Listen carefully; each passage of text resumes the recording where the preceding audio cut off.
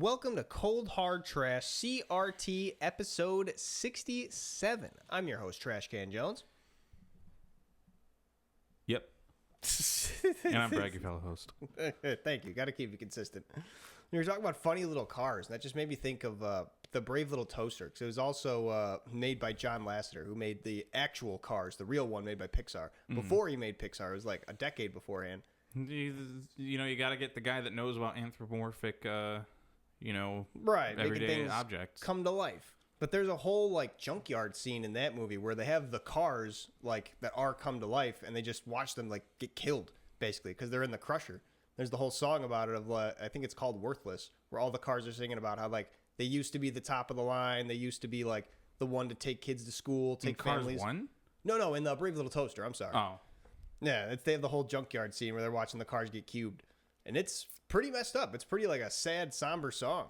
It starts off with like, you know, the F1 cars being like, oh, I used to be the top of the line, but now I'm obsolete. Like I can't even think about driving another time. And then like the hearse comes up and he's just like, yeah, I used to take a guy to a cemetery. If you knew the things that I knew, you'd probably want to die too.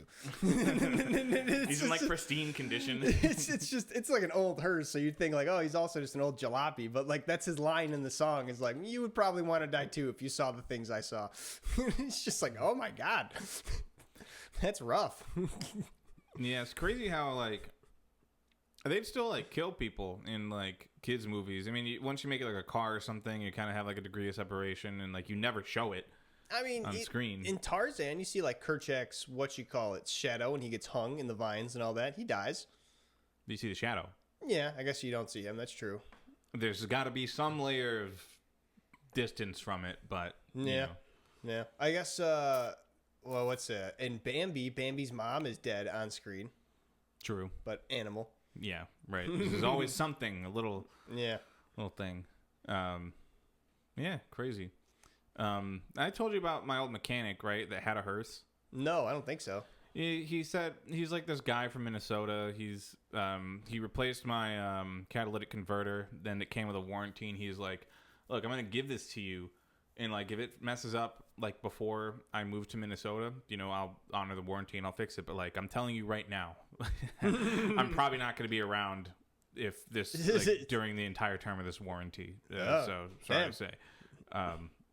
But I mean, if I found him in Minnesota, I probably could have gotten it still. You're like, hey, remember me? Yeah, but then how am I going to get there without the catalytic? I mean, I could drive without a catalytic converter. You're not supposed to, though. It's bad for the environment. Yeah.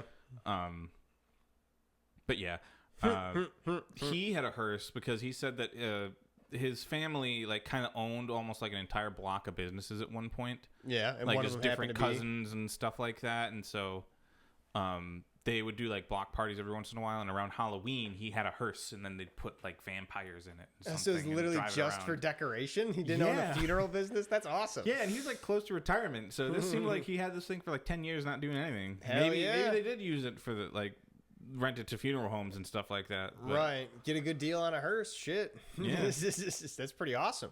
Yeah, it's pretty neat because I came in to the shop and I saw it there. I was like, huh. I got a hearse. Yeah, that's wild. I just got that, you know, for Halloween and for events and whatever. You'd think because like a hearse is probably like the same way like a box truck is. I don't even know because it's more like a car than that. It wouldn't need to be like bought for commercial use, right? Because it's just you could just drive a hearse like. Yeah, it's just it's regular car sized. It's a little bit long. Yeah. You know, it's an extra long car. Right, like a limo probably has like the same. I assume do you even need a different license to drive a hearse? Like do you even need a different license to drive a limo? No, I don't know. I assumed you did just because commercial driving, but I don't know. I don't think a hearse would count as like a commercial vehicle per se, unless you would you have to register it as that? Because I feel like I don't know. When you put a body in a car specifically for like this is the body moving car, I feel like there needs to be like a separate set of regulations for that, right? Like feel like you need to let them know like, oh yeah, no, this is supposed to be a body moving car. You don't just get to have bodies in your car like, yeah, this is a hearse, don't you know? Like, yeah, I feel like you have to have some sort of registration so people know you're moving bodies. Back to the anthropomorphic hearse that got killed. Yeah. They did kill cars in Cars 2. Did they? They killed a lot of cars in Cars 2. I never saw it. It was the one that got it's very the secret poor agent. reviews. Yeah, Mater's the secret agent. Mater. And they straight up I forget exactly what it is. I think they remove the coolant of this guy and they force him to drive and overheat or something like that while they're interrogating him. Oh a lot of missiles. I remember missiles. I remember missiles getting shot, but did cars get direct hit with them and then just gonzoed? I think so. That's it was hidden rough. behind an explosion, but they killed cars on screen. That's nuts. Hell yeah. Not a human. Mater's a badass. Yeah. That's wild.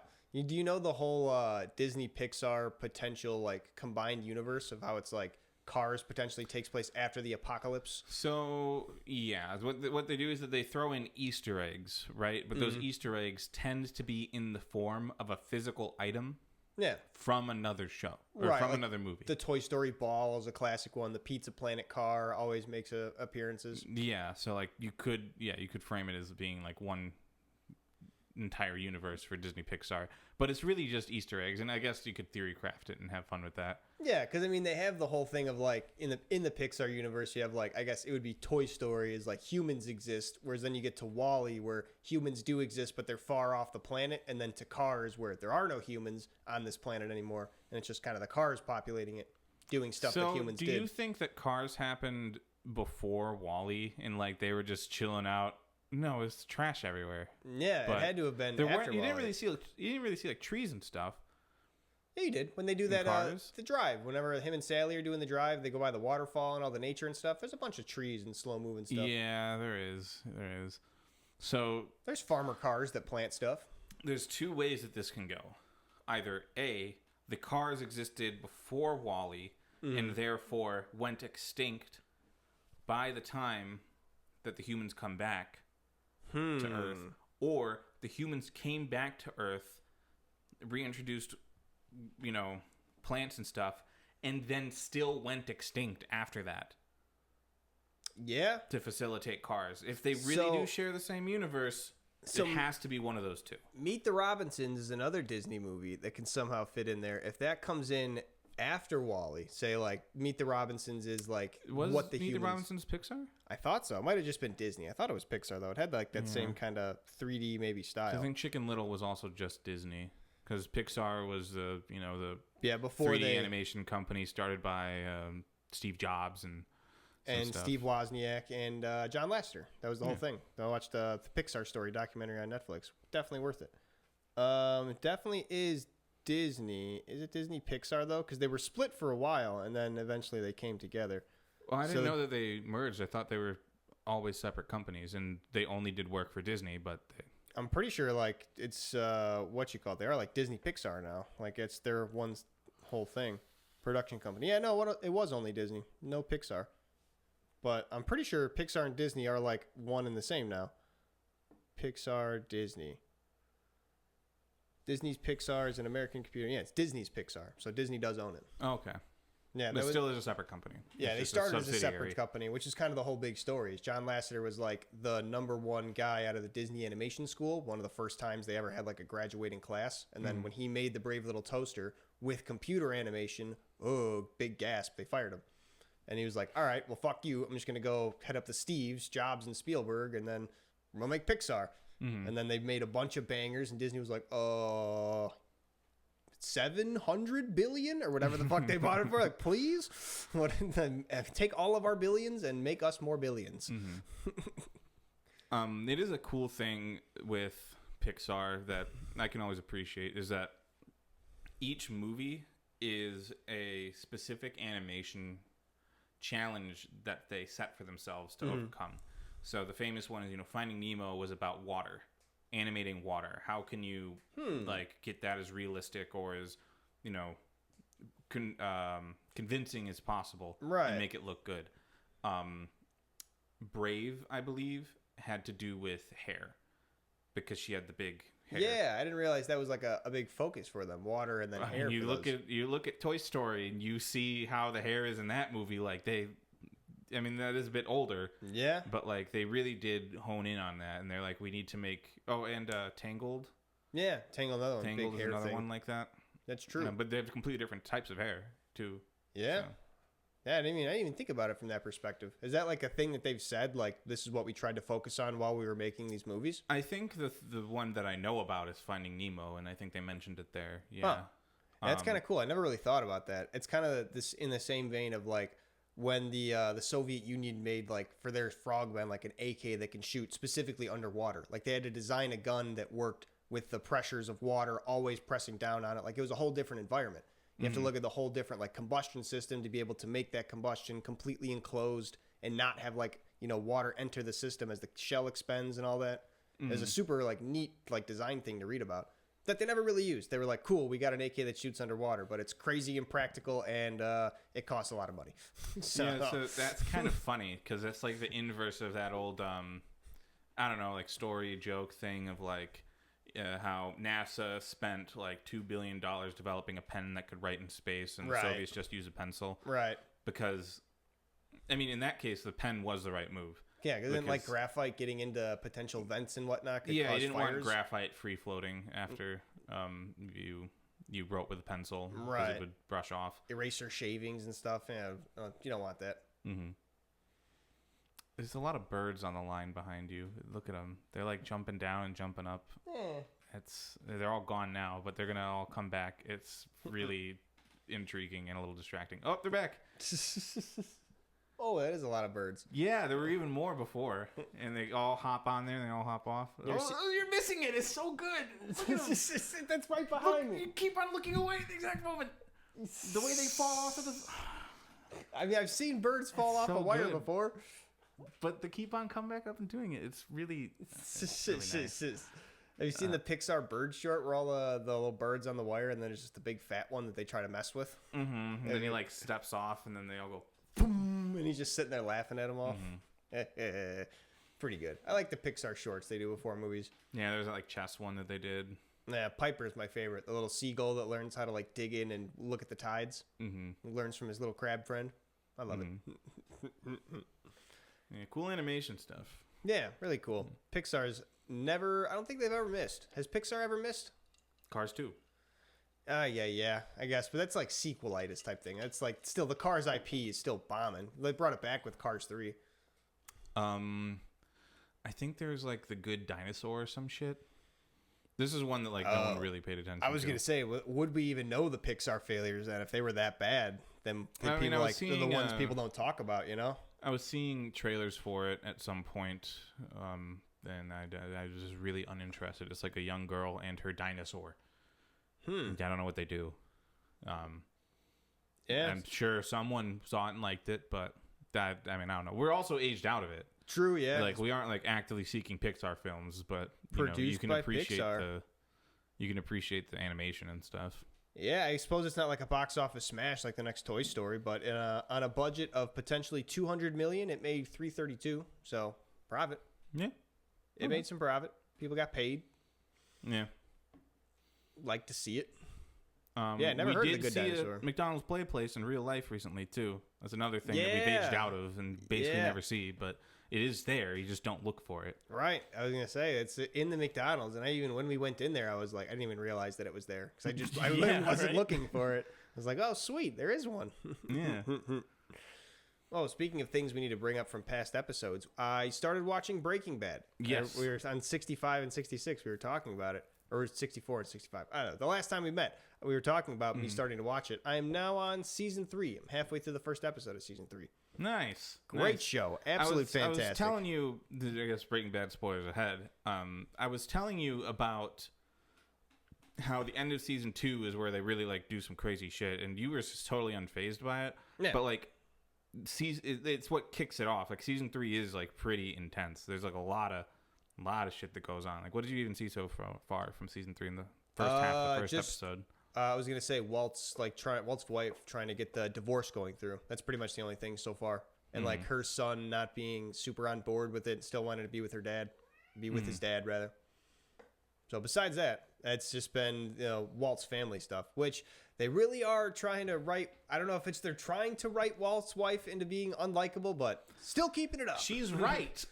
He's hiding. So he lied about where he got the money, and he said that he was like visiting his mom and stuff, lied about that. She didn't even know that her son had cancer. Like, it's just lies on lies on lies. That part, not telling his mom about cancer, is the only real one that I'll give him the dig for, because that's like real dickhead move. But like, at this point, like my husband has gotten money to pay for his treatment. He has refused money from people that he hates in order to do so. So whatever has happened, he's got money coming in, and he's lying about where he's getting it from. So maybe it's not even questioning about that. Oh, I don't even want to know. I hate you so much. Go die in your cancer alone.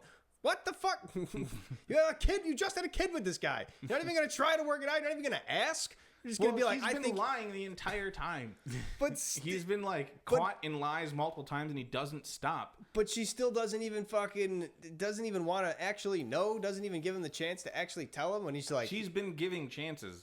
But what if he does? He's been lying. But what if he actually does come clean and like, hey, listen, I've been dealing drugs to help the family. And then if she still is like, all right, at that point, fuck off, then fair. But I feel like it's just still a little bit unfair. And I feel like I'm on the son's side with it of just like, if it's I get it from the whole like outside perspective. It's a lot easier to Monday morning quarterback because like Walt's doing the classic man thing of all of his problems that are happening on the outside. He's just internalizing, going away, getting out of there. And like nobody's seeing any of how it affects him. Whereas his wife, all the problems that are coming in, she's kind of just externalizing that. Fairly, rightly so. I'm not putting her down for externalizing and voicing her problems. It's just that's the way it's coming out. So from the son's perspective, it's like obviously mom's the weird bad guy. Like what the fuck's going on? My dad's got cancer and she's kicking him out of the house. Like what the fuck's going on here? And I'm more on the side of the son with that. Just like you can't even try to work any of this out. Guy's got cancer and you're concerned about the way he's living his life before he dies. I mean, shit. If he was going on drug benders constantly, I still wouldn't blame him. Like, we're still going to be so mad at him, though. Like, I don't know. Someone who's on death's door, I give him a free pass on doing whatever. Because fuck it. I mean, he also has said, like, he has responsibilities. You know, he is expected by the people around him to continue being responsible. And he is, for the most part, except for not being there for the birth of his kid. But that was unexpected. He's lying a lot. He's lying, but he's not shirking his responsibilities with the lies, for the most part. Other than just not being present at certain points. That's not like he's important. He also is a little bitch boy about getting money from the donations. Yeah, that's a little weird part of him just being like that pride part of it of like, oh, I don't want my son to get the whatever. That's a weird part. I'm not on board with him on that. So I've said it multiple times, but like I think it is purposeful framing the way that they do these things to make Skyler look bad. Oh, yeah. But at the end of the day, she's right. She's right. She's right about all of this stuff. She's right to be suspicious.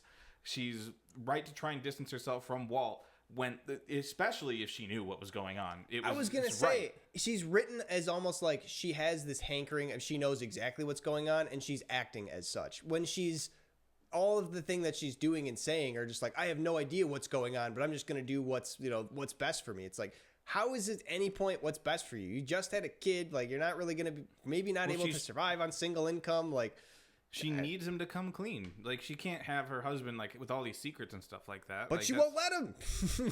She doesn't want to hear it. She doesn't want him to come clean. She didn't want to hear it right then.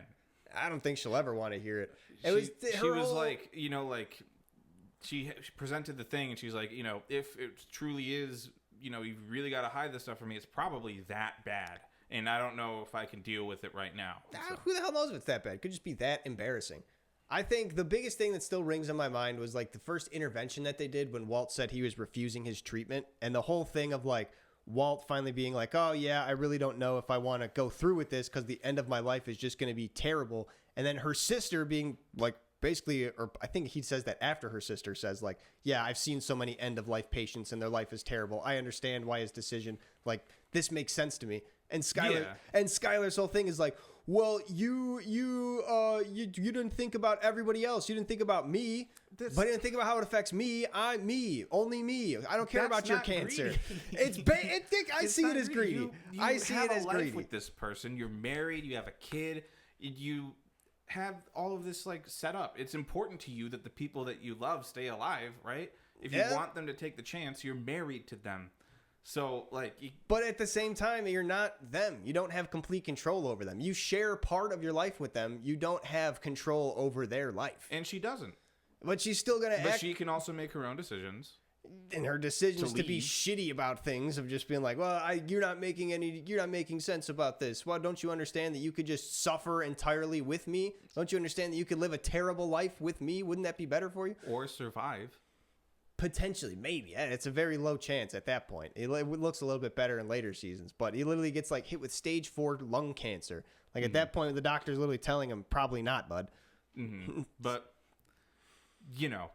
I don't think she acts very unreasonably for the most part. I'm on her side. I think she acts unreasonably in that intervention, and for the other parts, I'm on her side, but annoyingly so, because I'm just like, why are you acting like you know everything? Why isn't it more of just like unsuredness? It's I don't know. I guess it's a way they've written the character where she's like making those strong decisions, and like when she's unsure, she like kind of goes headstrong through those moments, but at the same time, like. That's what happens. Now you get your kid fucking mad at you, and now your other kid's not going to have a dad at all in their life.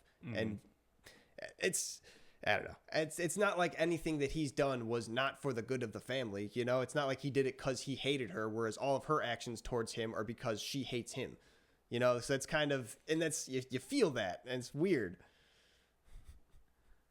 I mean, for the good of the family, then you miss your daughter's birth. It's like it's a fine line, but regardless. Yeah, but even then, with something that's going to happen like that at the drop of a hat, you very much could just get stuck in traffic across town. Like, what if you're supposed to be across town within 15 minutes because this baby's coming out? Like, shit like that can happen. But the season 3 is where it gets really good, in my opinion. Can't wait for it. It's a bit of a slow burn the first 2 seasons, but season 3, like, they're going to get hit with something in, like, episode 2 or 3, or maybe even sooner than that. Okay. That's really, really significant, and they start spinning the plates. They got to handle a lot, right, going their way. Yeah, you should definitely watch Ozark then. That's another. I've watched that before, and I didn't really realize that it was so similar to Breaking Bad, but it's got like that same like drama and slow burn, and like you're saying, spinning plates. Where you're like, oh god, how are they gonna keep all this together? How are they gonna keep it going? It's pretty good. Yeah. Maybe I'll give it a whirl. What's it on? Do you know? Netflix, I believe. Okay, I do have Netflix. Worth watching. I believe it's Jason Sudeikis is the guy in there. No, Jason Bateman. Jason Bateman. Jason Bourne? Oh, Jesus Christ, it's Jason Bourne. But he does a really, really good job. It's the same kind of thing of just like guy you wouldn't expect getting mixed up with the criminal organizations. Pretty good. His whole family gets involved with it, and it's a lot more, I think, better of a story because it's one of those things where they don't try to write good guys and bad guys. They just write the story, and pretty much everybody's bad. But like, you have to root for somebody. You want to root for the lesser of the evils, and it puts you in that weird position of making you think like, who's really the bad guy, the worst guy type deal. But then they still have like a protagonist, right? Yeah, like the main guy that you're supposed to care about, even if he's not the good guy. Exactly, yeah. And it's the thing. It's like they have that weird like protagonist, but then I don't even want to reveal too much. They have like another character that kind of becomes like the side protagonist that you want to root for more. That is like the ultimate good, and it's a great show, great written. They also do a whole thing where they're from Chicago. The people like they eventually move out to the Ozarks, so they have one of the seasons like one person goes back to Chicago, and they have like a whole Chicago-esque episode. That's kind of cool. Very nice. They have a Chicago episode of Better Call Saul. Oh, really? Yeah, this is where he's from, which is not important information, so don't, right, yeah, but not a spoiler. Neat. But yeah, they're from around here, and then they ended up moving to New Mexico. No, kind of cool. Yeah. They also make a Portillo's joke in Ozark. Thumbs down to that. Terrible. They line it up. They set up the frame, and they're just like. They literally just basically look down the barrel of the camera to say it all but. So you're just like, come on, this fucking, who cares? You're not from Chicago. Stop fucking acting like it. Yeah. So like I like Portillo's, I do, and I appreciate it as being like it's like a representation of a lot of Chicago culture and like Chicago food. And they do their own thing with the cake shakes. Yeah, that's kind of like their signature. But they got like the chopped salads, they got your Italian beef, your cheeseburger, which burgers, dogs. You can get beer there still. Chicago dog. And like, there's if I were to go get some food like that, like I probably wouldn't go to Portillo's. I'd look for something that's closer to me than Portillo's. And an actual probably good, like, not chain place. Yeah, but I mean, I've seen Portillo's in Arizona. Like that's a Chicago cultural export right there. Is how you put like Chicago food out there. The only thing is, also when I was in Arizona, I learned about a Chicago food place that had recently closed down. They were selling deep dishes, though. Like actual Chicago deep dish, that fake-ass Detroit deep dish? The real one. Which, there's also a Jet's Pizza that just opened around here. That's Detroit, right? Oh, yeah, Detroit style. It's the good shit. That's good Detroit pizza. It's very new. Their motto is literally better because we have to be. Because they've been around since like 1908. And they're like, what do you think we've been doing? We don't got commercials. We're just better. Yeah. So I'll pick up some Jets at some point in the future. Hell yeah. I told you that they have the super cool, like old school aesthetic. You're just going to get like brown box, red text on it, just everything basic. I wonder if they'll keep the dingy fluorescent lighting. Maybe. I mean, it's in a strip mall. Hell next to a GameStop. I love being able to hear the lights when I walk into a building. Just hear the zzz. Great. I miss hearing TVs, knowing a TV is on when I walk into a building. That little like hum, it's nice. You felt like you had more of a sense of, what was happening around you. Put you in tune. It lets you lock in. It's crazy too, because all my memories of playing, like I said last episode, I've been playing Saints Row 2, but now I'm playing it on like a modded version, so it like is a lot more quality improved and everything, and playing it at like above 60 frames a second. Oh my god, I'm used to like 30 frames on a CRT. This is like life changing. I had no idea video games could be this great. It's just like the first time I played Fallout New Vegas at above 60 frames, I was like, what is happening? So like, I am not like a big stickler on frame rate, but the thing is that like, even if I like just see something for a little bit that's a higher frame rate, I'm like, okay, cool, whatever. But it's not until like I actually upgrade for myself that like the older one starts even looking bad at all to me. I mean, yeah, because it's one of those things like you get kind of eye blind to it, I guess it would be. Like, sort of you get nose blind. 60 frames per second on any of my screens. Right. That's just the monitors that I own, 60 frames per second. Right. I think mine are all 144 hertz. They can technically push up to that, but most of my games, especially newer ones, can't push to 144 stable. But it makes a difference. It's a crazy amount of difference, especially when you, like you said, when you go to something that like from sub 60 or sub 30 to where like, oh wow, this is actually like smooth. My brain's doing a lot less work to like see this. I can actually just like, it can happen. It's weird. The big one that always comes to mind for me in frame rate is that I played Bloodborne, and it was like, oh, this is smooth, it's cool, all that stuff.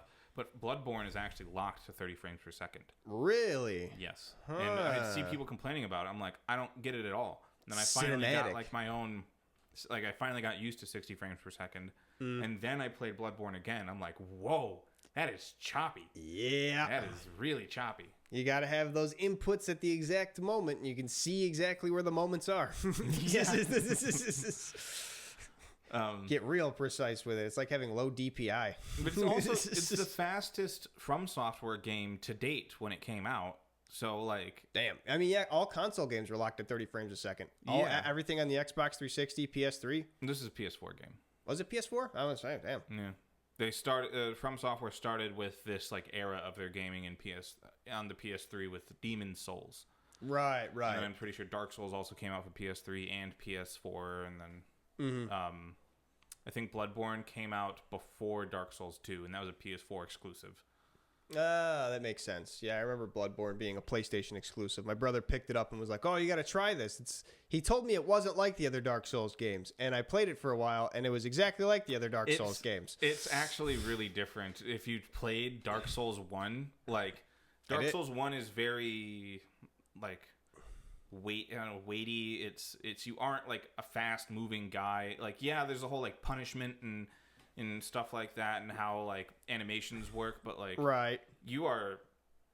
if you're playing Dark Souls 1, I'm pretty sure in that game, it's been a while for me, you can either only walk very like slowly, or you have to completely stop to drink your flask.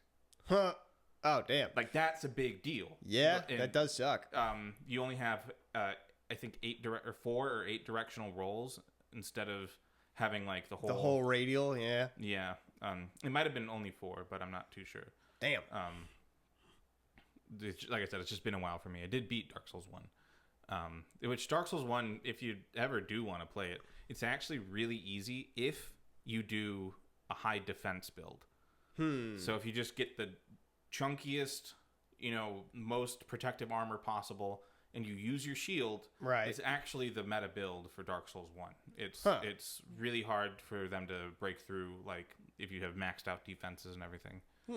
So that makes it easy mode. I don't think I ever will play the Dark Souls games, but if I ever see someone that does, I'll recommend that. Hopefully lessen their pain. But if someone's playing the Dark Souls games, like nowadays, if you see a stream or something, typically they don't want to do that. It's less fun. Yeah, but it gets you through the game. Right. If you're getting frustrated with not being able to play the game, then that probably could be. But yeah, Bloodborne, it's super duper fast. Like, instead of having to stop to use your flask, you just go like... Yeah, you just, as you're walking, you just crush the thing. Yeah, so you're just going. So it is really different. But if, you can't... If Bloodborne doesn't do it for you, then, all the rest of them are going to look the same. Yeah, no, the Souls-like's definitely not for me. They're coming out with a Switch 2 exclusive game, Duskbloods. Duskbloods. Yeah, which is like, so that's gonna be a Souls-like, I assume. Yeah, Bloodborne isn't actually about vampires. Like, people drink blood, but like, you're not a vampire for doing it. Everyone drinks blood. Okay, so seems vampiric because of that. Sounds like a vampire told you that. This is about vampire. It's more like eldritch horror, like space gods that you drink the blood and you like see them or whatever. Yeah, right, and, right. Tell me more, Mr. Vampire. It's more Cthulhu than vampire, and werewolves are there. Where they're just beasts. But vampires, which you are most certainly not, are not there. Exactly. Gotcha. Gotcha. But this one is almost, I guess this is vampires. This one is. But people compare it to all the itty bitty that we've seen, which is like just the title. People are expecting it to be a lot like Bloodborne for that, for the gothic architecture and shit like that. And I think it's like a more online experience than these previous games, so I'm interested in it. I would say for the Switch especially, Nintendo has not had great track records with onlines, so I wonder how that's going to go for them. They have a fine track record online. They fucked up Mario Kart World, but that's like not like it's unstable. What are the other games that they had a lot of online of? Because the only one I remember was like Kart 8. Smash, and that was not great. Smash is fine. Yeah, you'll get like bad connections every once in a while and stuff, but people play Smash online all the time. Maybe I just got. I remember when Smash Ultimate first came out, it was not great, but maybe it's gotten better since. It's been a while. I haven't heard of. And Splatoon's also, I guess, pretty good. I guess I just don't really consider like Nintendo with online gaming. Yeah, well, I mean, they are not as focused on it. Well, they have online gaming, right? But it's not MLG type stuff. Like, that's what you kind of think about for online gaming, right? Yeah, I suppose. Like Call of Duties and whatnot. Yeah, Counter-Strikes, Fortnite. But, I mean, they do have Fortnite for Switch as well. Yeah, and Rocket League. Playing it. Damn, yeah, I didn't even think about that. Switch be online gaming like nobody's business. They have Overwatch 2 for Switch as well. I have a friend that plays it on Switch, and I tried it once, and it was not good. It took a whole minute to load in the characters. Oh no! After the game started. So did you were just late to character select then, or late to the game? No, I could select my character and that was fine and everything. But everyone else showed up. Like when something's not loaded, you know how Gary's mod has like an error if they can't find it or something's still loading in. Well, when characters are still loading in, they're just a small, shiny ball. It's like a glowing like a little glow thing like Navi without the wings. Yeah. And it's different colors for your team and the enemy team, but you can't see them. So that was not a good experience. So that's respect awful. To whoever does that. That's crazy. That's like The Witcher and on the Switch and stuff, getting that crisp 15 frames a second. Well, I mean, so a lot of the like games that the Switch like just straight up can't run, but they still sell are cloud games, like Nier Automata. And like a lot of the Kingdom Hearts collection on Switch, it's cloud gaming. You're supposed to just stream it to your device? Yeah. That makes more sense. That's their workaround for some of those things. But, I mean, like the Switch 2, like it runs Cyberpunk on its own. Like it's not cloud gaming, so it is better. Good on them. Good on Nintendo. Maybe they're going to step up to the actual, like, the console market. Because that's a weird thing. Well, I mean, they're the only ones that made anything this generation. Yeah. Xbox is literally dying. Yeah. They're like going to put it all into Game Pass, and then Game Pass is going to explode when it stops. Well, when it continues to not make money.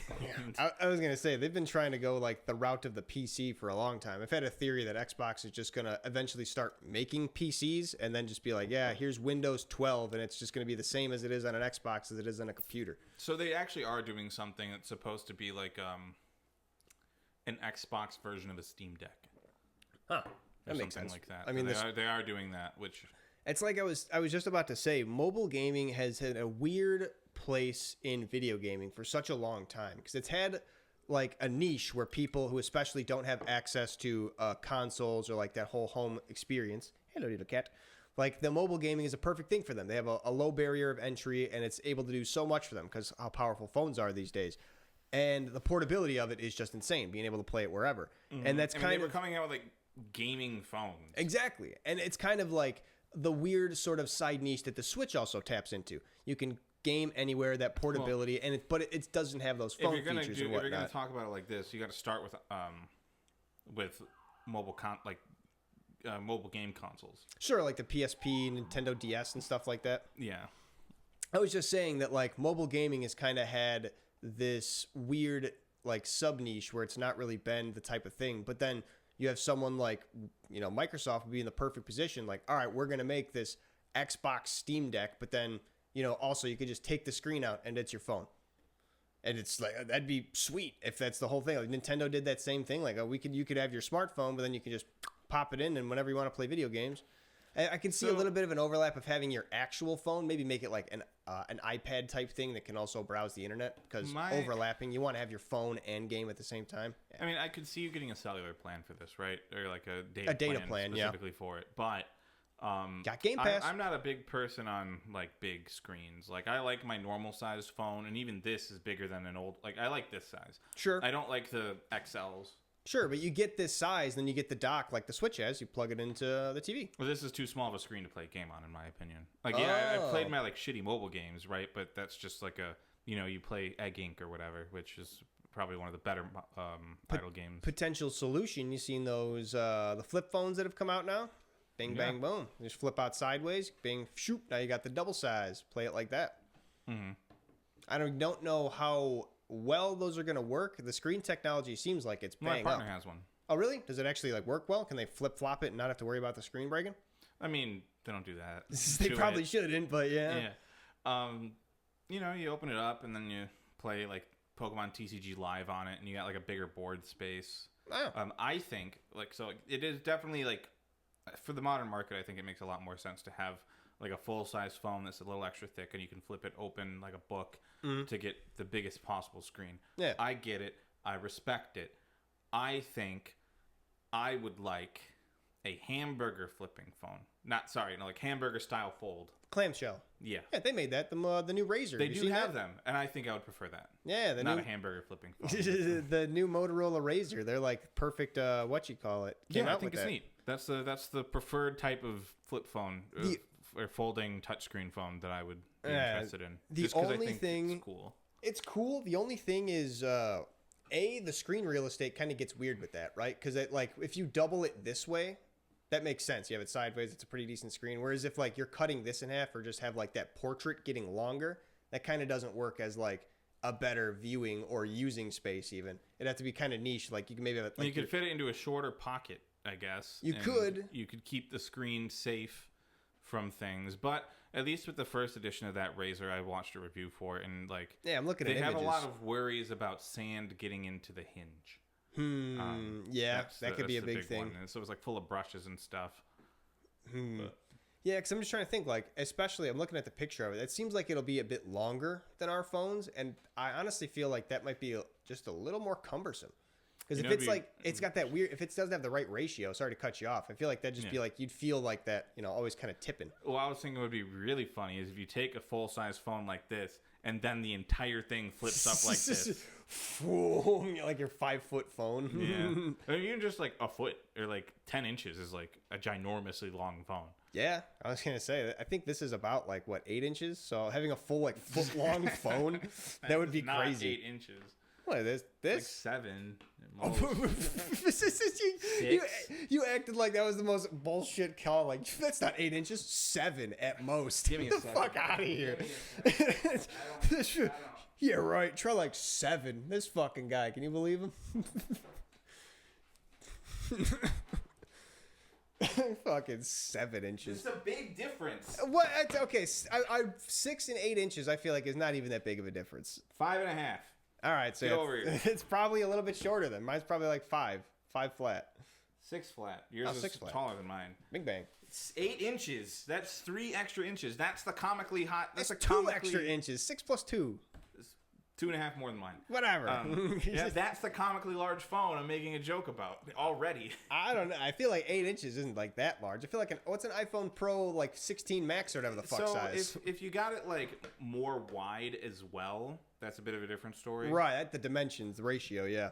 But yeah, that's probably like almost 8 inches. 8 inches exactly, somewhere around there. Oh wow! So it's the iPhone, the Pro Max, biggest one is 6.5 by 7. Maybe the 8 inches is like iPad mini size. 6.5 by 3. Sorry, what's that? Maybe the 8.5 would be like an iPad mini or something like that. Yeah, that's another weird thing. Like iPads just served such a weird niche. They were so cool and everybody wanted one, and now nobody cares about them. They're like children's toys, basically. We found the perfect niche for them. It was always tough, but we figured it out. Right in front of your face while you're driving. That's the best thing for iPads, yeah. Yep. Right there. Gotta have those consoles. I fucking hate consoles like that. Yeah, I prefer my dials. I like the dials, the buttons. I like to be able to feel it and know what I'm hitting. The whole thing about it, to me, and I'm sure a lot of people that agree with us, is essentially that you want to be able to not have to look at it. Right. You want to be able to just feel the dials. Like, yeah, I still will like glance at it, and then I'll put my hand on the dial, and then I'm already looking back as I'm, clicking and count the clicks, right. how high I'm making the air conditioner go or the heat or whatever, and I know what I'm doing. But on a touchscreen, I need to sort of be watching it the entire time I'm interacting with it. Right. It's really not the best play. And it reminds me of what I used to have. The old school flip phone as my first phone, and I could text without looking. I could literally put it behind my back because I knew I could feel the buttons. It was like 1, 2, 3 was C, 1, 2 was all that. Like you had to press the 3 for each letter, but I could send whole paragraphs without even looking at my phone. Got that good. Yeah, that's cool. There's also the like, I don't really know. I like it. I don't know if I'd want something like that now. But the dropout like actual keyboard. Yeah, that was neat. The flip down one. My brother had that phone. You could like flip it up. It was like the what was it called? The Sidekick. Yeah, something like that. The T-Mobile Sidekick. That was in Def Jam Fight for New York. That's where you get all your messages on. They flip up the Sidekick. You got the whole keyboard underneath. That shit was great. Placement. Nowadays, I mean, we got so few different types of phones, and they all are just touchscreens. So you just like GTA has the pair phone. Yeah, it's like the 2 pears and a banana coming out. Yeah, the fruit phone. The fruit phone, yeah. It was iCarly had the pear phone. Yeah, they had all the pear things, which is literally just like they put a sticker over an Apple thing to make it look like a pear. They made the thing shaped like a pear. Yeah. Like it's actually like the phone was a pear. Oh, they had the tablets and stuff later on. I remember it was just like the stickers they put on the back of their whatever iPads or whatever they had. But eventually, they got like the whole pear phones. That's such a fun prop. I want to get a pear phone from an iCarly episode. I want to get a Memorex boom ball too, and actually make me a Game Sphere. Yeah, that's funny because you said it's just a CD player, right? Yeah, it's the boombox. So I mean, it's already got the disc playing thing. I guess I can wire that to a disc tray and just put a PC in there. Bing bang boom. That'd be fun. So you had a GameCube as a kid? Yeah, big GameCube. And you ever play Kirby Air Ride? Yeah. They are making a sequel to that. Ooh. Kirby Air Riders. I think I've heard of that. I'm just hoping they have big city trials mode and try not to do like an online thing. I guess an online thing would be cool. Masahiro Sakurai said that city trial is the main event of this game. Perfect. As opposed to just being like a side thing that they threw in the other one. I think I don't know if I would like a city trial with like, big open 50 people thinking Mario Kart Worlds right away. I don't know if I would. mean, Mario Kart World is up to 24, and I think city trial is 16. Okay. And you can only do 8 locally and then 16 online. And if you're doing it locally, you can put in NPCs. I might fuck with it. I might. The big thing is that instead of it being a 1-button game, it's now a 2-button game. So you have a special move now. It's a meter that you charge. Okay. And instead of just Kirby, you have multiple characters. And I know that you had Meta Knight and technically DDD in the first game, but they didn't have the option to switch cars. And now they do. And everyone can use copy abilities. Oh, nice, because cool. Masahiro Sakurai made the game, and he's like, fine. Fine. I get to do whatever I want. Yeah. Hell yeah. That's going to be cool. They got some like really obscure fucking characters in there. They got like a mushroom with a hat. Well, it's the cap. It's just a mushroom guy. They got Starman. It's a little star with a cape. Oh, I was going to say, I haven't played a whole lot of Kirby. Like, I'm not familiar with the lore. I don't know who the fuck these guys are. It's crazy. They got the chef guy. I kind of remember him. The chef, like, Waddle Dee or Waddle Doo, whatever they're called. No, he's bigger than that. He's not one of those guys. But they do have Bandana Waddle Dee. Nice. Which is really funny because he was the character. He was the weird one that everyone was saying, like, oh my god, they're going to add him to Smash. Bandana Waddle Dee. Bandana Waddle Dee. Specifically a Waddle Dee wearing a bandana and using a spear. Cool guy. They put him in Air Ride. And cool guy. They got all that stuff going on. They have new types of cars, such as a tank tread one, where like when you're charging, instead of drifting, you continue in the direction that you're going, and then when you let go, you like turn like on a dime. That's kind of neat. Interesting. And that's going to be the coolest thing is all the new cars. I wonder if they're going to make every single one return or if they're going to like redux some of the old ones or what. Mm-hmm. It's going to be wild. I'm actually excited for that. I didn't realize it was coming out. A big thing about the game too is that they have a lot of like just keep playing aspect to it. So once you finish, you don't even need to wait for other people in your online race to finish. You can just start another game. Oh. You just go to the next one. Cool. Hell yeah. Instead of waiting around. City Trial ends with like, and I wasn't too clear on this, on a vote of 4 different types of events at the end. So, you can't get like pigeonholed into having like a good car that just can never win at this one particular thing. Right. Or even if you make a car for a particular event, whatnot, then you could potentially get voted out of it. Now your car that was good for one event, like darts, is going to be shit for the drag race or whatever. Here's the thing. It doesn't look like you're voting for which one everyone does. It looks like you opt in to one of the maps, and everyone else who opts in with you will go to that one. And then people that go to the other one, they go to the other one. Interesting. And if you're the only one that does it, I'm pretty sure I saw this, if you're the only one that clicks on a certain event, you just win. Immediately. Okay, sweet. No one else tried it. Yeah, you're just the only one. You win by forfeit. Shit. Yeah, and then if if there's like too few of people in the game, then they don't give you that option. Instead, it is a vote for what everyone does. And there's the occasional one where it's everybody has to do a single one. You don't have an option at all.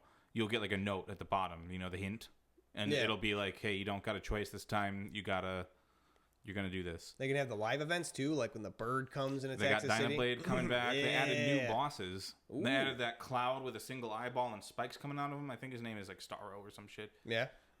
He shows up. A lot of the classics.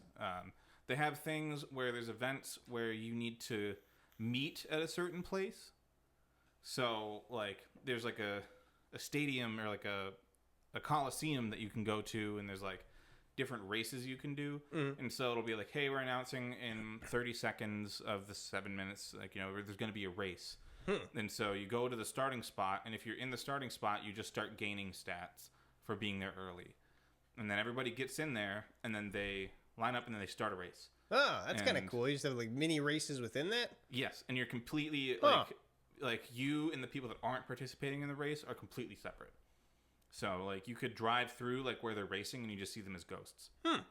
The Coliseum is a death battle, but if you get your machine destroyed, you just get kicked out. and you still get to keep it. They just give it back to you. Right. And you get rewards based on how well you perform in that. And then when you get kicked out, you see everyone else still there as ghosts. Damn. So, That's going to be fun. I can't wait for Kirby Air Riders. I forgot that was coming out. It looks really cool. He did a whole thing explaining why you could also get this game and if you have Mario Kart. It's not just Mario Kart It's again. not just Mario Kart. Because it is different. It's a whole now battle two-button game. That's wild. That's like a whole battle race game. So I guess last thing about that is that they have a whole bunch of different characters, right? But they also have 4 different colors of Kirby because he's the main guy. Right. In Kirby, each different color has a different special move. Oh. As well as every other character has their own special move. Cool. So you actually get like a little specialization with your favorite color Kirby. Yeah. Hell yeah. DDD's is he holds out his hammer and it's a rocket hammer and he uses that to accelerate. Hell yeah. Love it. Yeah, it looks very cool. I hope to play that at some point. I'm way more excited about that than Mario Kart. Yeah. To be completely honest. That's going to be awesome. I can't wait. Shit, that might make me get a Switch too. Yeah, we can play online together. That'd be sweet. Damn.